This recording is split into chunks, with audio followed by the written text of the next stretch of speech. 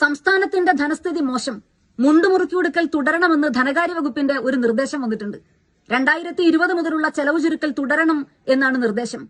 പക്ഷേ പലിശയ്ക്ക് പണം കടമെടുത്തിട്ടായാലും സർക്കാരിന്റെ ധൂർത്തും ആഡംബരവും തുടർന്നുകൊണ്ടിരിക്കും.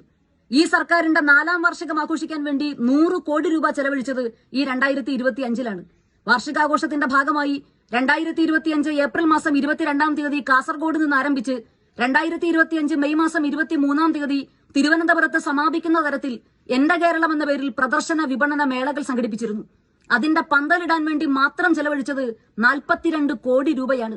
പരസ്യത്തിനും ബോർഡിനും വേണ്ടി ചെലവഴിച്ചത് 20 കോടി 71 ലക്ഷം രൂപയാണ്. ആ പരിപാടിയുടെ ഏകോപനത്തിനു വേണ്ടി പബ്ലിക് റിലേഷൻസ് വകുപ്പിന് ഓരോ ജില്ലയിലും 40 ലക്ഷം രൂപ എന്ന കണക്കിൽ അങ്ങനെ മൊത്തം 5.5 കോടി രൂപയാണ് നൽകിയത്.